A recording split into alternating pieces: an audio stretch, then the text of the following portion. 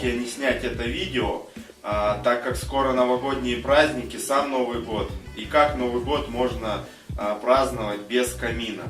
Ну, много, я думаю, кто не может себе позволить настоящий камин, в котором есть топка, дрова.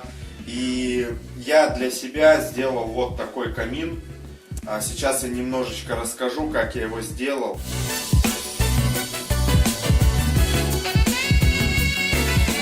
Ну, вот этот камин я собрал из каркас, сначала сделал. Вот такой профиль использовал. Вот такой вот. Называется направляющий профиль. Вот, из него я делал каркас. Вот он и еще здесь виден. Вот эта часть у меня еще не зашита. Здесь будет подиум. Потом я это все дело обшил гипсокартоном. Затратило это у меня примерно часа 4, чтобы собрать вот этот каркас. И сейчас я планирую его, чтобы он идеально ровненький был, вот такими вот перфорированным уголком. Это все обклею, заштукатурю ротбандом, выведу все углы вот таким образом, потому что, видите, у меня это из кусочков было. Вот здесь также приклеится.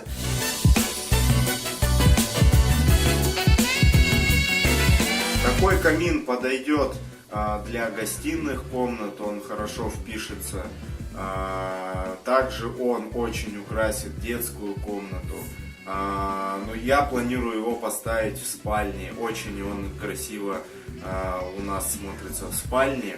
Вот на этой части, вот эта полочка, здесь мы ставим свечи. И когда они будут гореть, то при выключенном свете оно будет напоминать натуральный огонь. Это свечи, когда горят, вот эти тени, они будут отбрасываться, языки пламени. Но на самом деле очень красиво, и не нужно никакого натурального камина. Если его очень хорошо и качественно сделать, то в принципе он заменит натуральный камин, и он таким будет со свечками, то есть они будут гореть, и вот этот вот образ будет очень красивый. Вот. Дальше я буду формировать кирпичики, тоже это все покажу.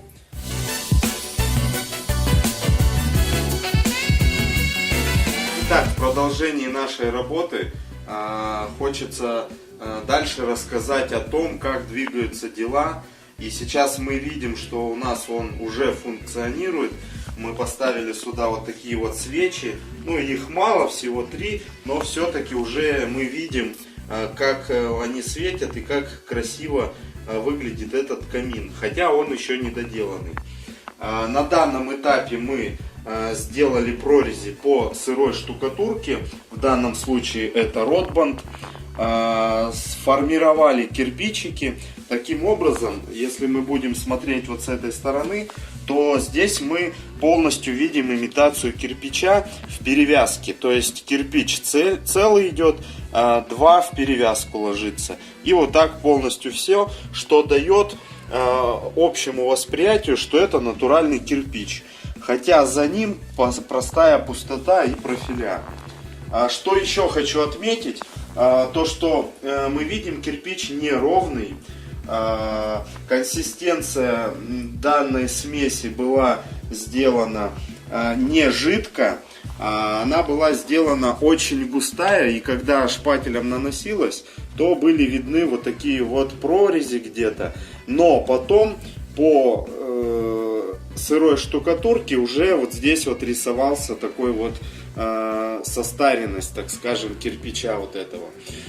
Здесь не доделано еще, то есть вот это уберется все железной щеткой, дабы при покраске оно не отлетало. Вот все, что отлетит, потом мы это все дело покрасим и уже дадим какой-то колер, что даст завершенность этому камину. Что нам осталось доделать? После декоративки следующим этапом мы подобрали вот такой вот корейский багет. Чем он хорош? Тем, что он очень прочный, плотный, и он уже покрашен. Покрашен в заводских условиях, и выглядит очень достойно. Я сначала купил вот такой полистироловый, но мне совершенно он не понравился, потому что он очень мягкий, где-то при транспортировке, ну, либо вот так вот нажмешь на него, и он сжимается весь. Ну, для такого камина, такого качества, я считаю, что нужно брать материалы, ну, достойные тому изделию, что вот мы сделали. Следующим этапом это идет у нас верхняя часть. Она будет крепиться вот сюда. И сверху будет у нас ложиться полка. Здесь она будет вот так нависать. Она будет небольшая, всего 3 сантиметра в толщине. Вот с таким нависанием будет. Будет она делаться из дерева. Сейчас эта полка делается в производстве. Такого же плана мы хотим сделать здесь полку. И следующим этапом это цоколь.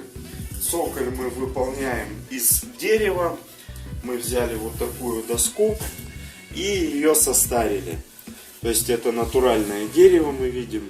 Здесь сучки. И вот такое вот искусственное состаривание сделали. И проброшуровали. Мягкие породы дерева выбрали. Остались вот твердые породы дерева. Это сосна. Ну, мы пролакировали с 2 сторон, сделали, чтобы в дальнейшем выбрать, ну, наиболее выгодную текстуру для нас. Вот. Это будет прикручиваться, запиливаться под 45 градусов вот здесь вот. И как раз вот сюда с небольшим напуском у нас будет нижняя база столешницы выходить. И сверху то же самое, небольшое будет нависание. Но мы продолжим дальше снимать видео и будем показывать вам, какой получился у нас камин. И хотелось бы, чтобы такой камин был в каждом доме, радовал теплом и уютом.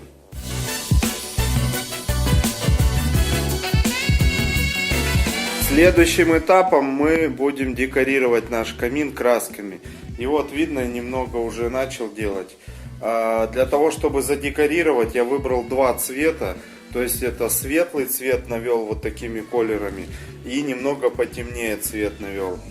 И сейчас я буду красить в хаотичном движении. То есть берем краску, немного ее на губку смачиваем и вот таким образом как бы смахиваем и декорируем наш камин. Перед тем, как задекорировать его, я его покрасил полностью в белый цвет, чтобы у меня были белые швы, чтобы они выделялись. И вот так где-то вот большим нажатием, где-то немножко лессировочкой пройтись, вот, чтобы видно было, что это кирпич такой уже состаренный. И мы видим, у нас вот здесь вот краска не во все поры попадает, это есть хорошо. А потом мы будем уже аэрографом где-то что-то дорисовывать.